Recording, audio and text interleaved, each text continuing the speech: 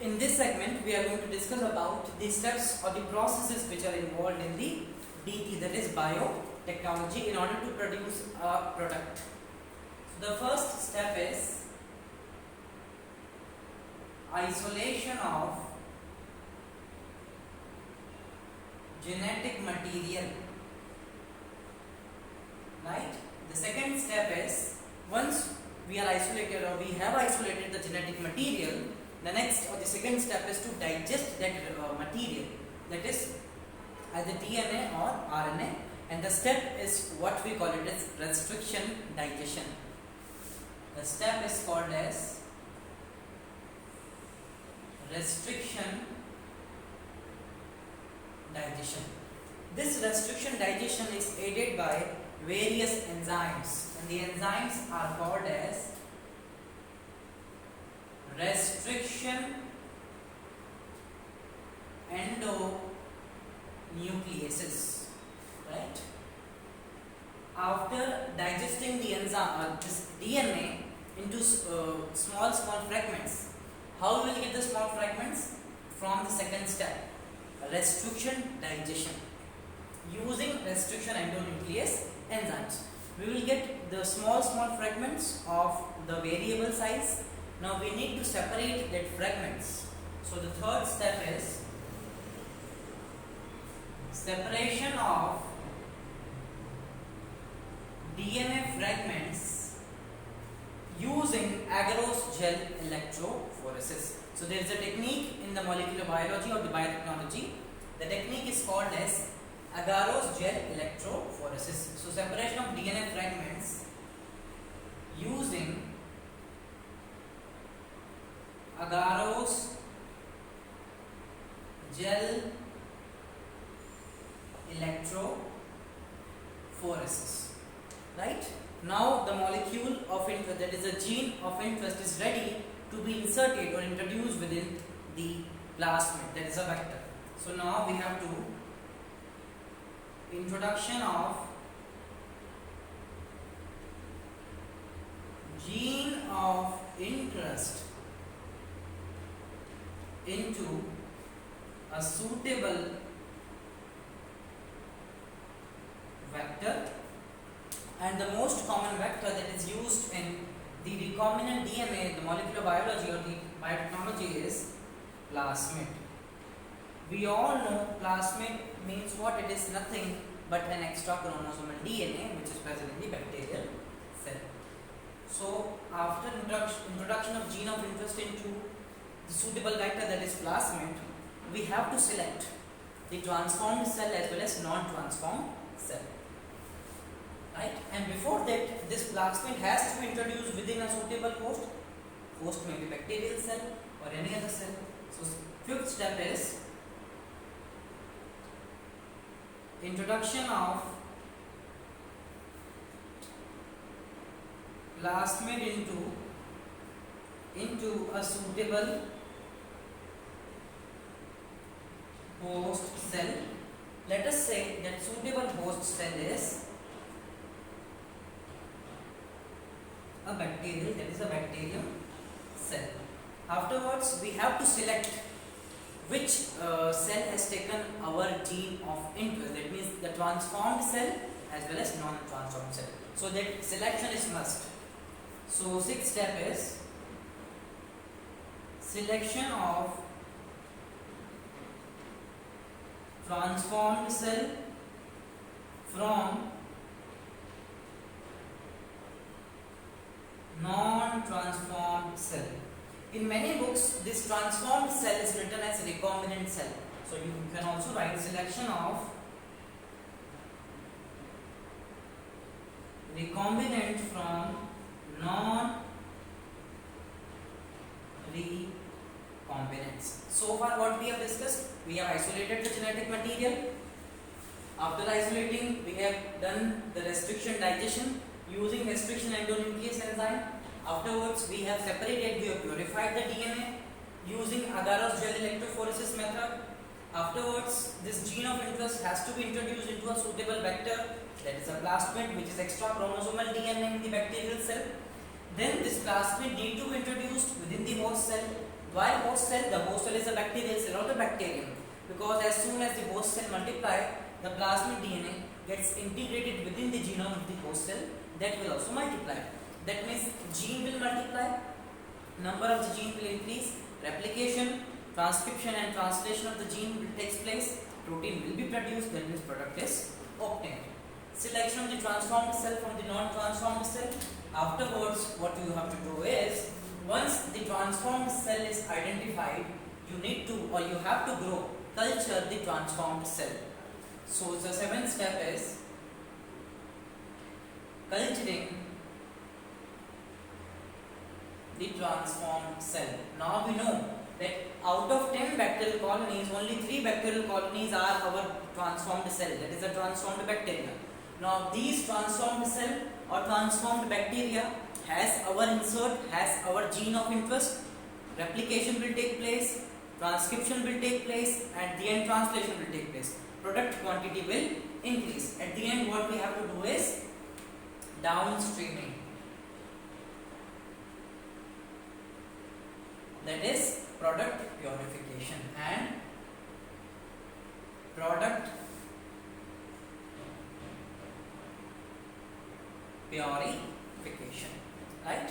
So all these are the various steps which are involved in biotechnology, that is in order to construct a recombinant DNA. So all these steps are the steps of our DNA technology. Now let us discuss each and every step in detail, starting with the first step, that is isolation of the genetic material. So first step is isolation of genetic material. Okay, so this genetic material may be DNA, that genetic material may be RNA. Isolation of the genetic material basically means we have to isolate the DNA, that is a gene of interest. Ultimately, we are interested in that particular gene which we are or we want to produce that particular product. Let us say we want to produce a human insulin protein in the E. coli bacterium.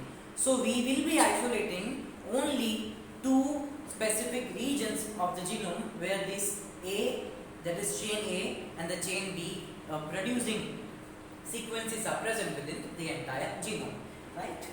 We know that human insulin is made up of 2 chains, chain A as well as chain B. Chain means it is a stretch of amino acid. Amino acid elongate to form protein, protein formed from the mRNA, mRNA is formed from the DNA. So ultimately the message is present within the DNA, right? So isolation of the genetic material. This isolation will depend upon the type of cell we are using for our purpose. That is, for recombinant DNA, which cell we are using. So if the cell is, let us say, a plant cell. Plant cell has cell wall and cell membrane both, right?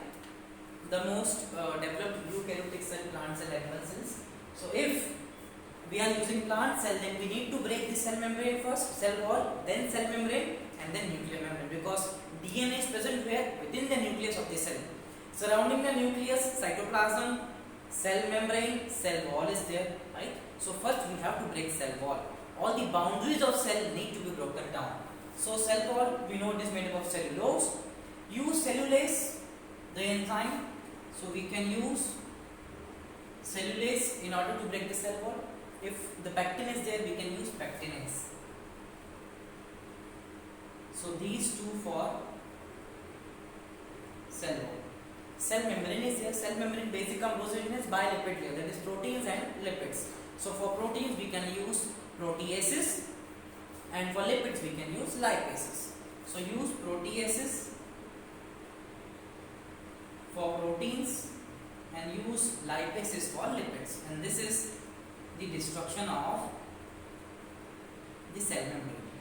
Nuclear membrane, similar composition, proteins, lipids, you can use proteases and you can use lipases, and then we will isolate the DNA.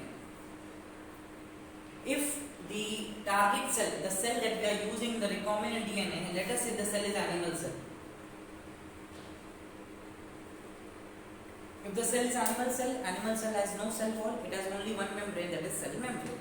So for cell membrane, we have to break the proteins, we have to break the lipids, that is the bilipid layer. For proteins, again we have to use proteases. For lipids, we can use lipases. And these two will break the cell membrane. Other than that, you can also use certain detergents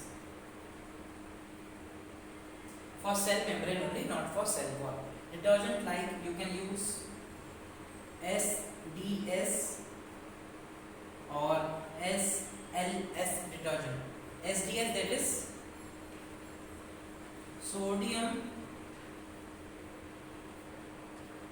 dodecyl sulfate. SLS is sodium lauryl sulfate. Right? Let us say if the cell that we are using is a fungal cell. The cell is a fungal cell.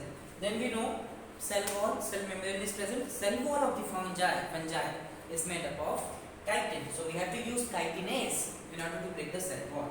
So use chitinase to disrupt the cell wall. Right? Cell membrane basic composition, proteins and lipids, proteases and lipases you can use. Proteases, lipases you can use for cell membrane, that is nothing but the plasma membrane, right? And then from the nucleus you can isolate, break the nuclear membrane and isolate the DNA. Now let us say if the target cell that we are using for the recombinant DNA technology is a simple prokaryotic cell, that is a bacterial cell. Simple prokaryotic, that is bacterial cell.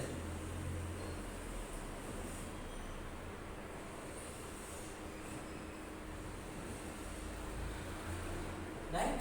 Then we know that the cell wall of the bacteria has peptidoglycans, lipopolysaccharides, gram-negative, gram-positive bacteria. Then instead of using other enzymes, all the other enzymes we are not going to use for proteins, lipids, carbohydrates. Use only one enzyme, that is lysozyme, which is bactericidal. It will kill the bacteria, all the things will come out from the bacteria. So you can use simple lysozyme. So isolation of the genetic material is the first step within the recombinant DNA technology. And which chemicals we have to use or which enzymes we have to use for DNA isolation, that is isolation of the genetic material, will depend upon the type of cell we are using for the experimental purpose. Right? Now after performing all these things, we will obtain some sort of suspension within the test tube. Right? Say for example, let us say animal cell we are using. We have digested proteins using proteases. One more thing that I have to explain, I need to tell you, within the proteins or the proteases, the most common protease that is used is proteinase K. That this you need to remember. The most common protease is proteinase K. Right? This is the most common protease used in the experiments. So let us say we have digested the proteins, we have digested the lipids, right? What about carbohydrates? Little bit carbohydrates are present within the cell, right? So you can digest carbohydrates using amylases. RNA is also there, right? One more thing, can we use nucleases in this experiment? Nucleases we cannot use, because if we are using the nucleases, it will digest the nucleic acid also, right? That is DNA as well as RNA. In animal cell, the predominant genetic material is DNA, and we are interested in genetic material isolation, that is DNA, not RNA, right? So nucleases you can use for destroying RNA. For RNA you can use ribo. Nucleus is for destruction of the RNA. Ultimately, whatever suspension you get after all these steps, what you have to do is, you have to treat that suspension with the chilled ethanol. That's it, and the DNA will be precipitated as white fibers or the white threads within that suspension only. So treat the suspension with chilled ethanol. And what this chilled ethanol will do? This chilled ethanol will precipitate the DNA in the form of white fibers, threads like structure. And from here you can isolate, take the DNA. Afterwards, the precipitate you can store it in a proper buffer, or you can also use the distilled water, right? So store the DNA in buffer, and alternatively, if you don't have any buffer system in your laboratory, actually it will not happen that any lab should not have a buffer, but other than that, if the buffer is not available for that particular time, then you can also use deionized double distilled water. So alternatively, you can use either buffer system in order to store that DNA in the freeze, or you can also use deionized double distilled water. So this is the first step of recombinant DNA technology, that is isolation of the genetic material. In the next segment, we will discuss the second step, that is restriction, digestion using enzyme, that is restriction endo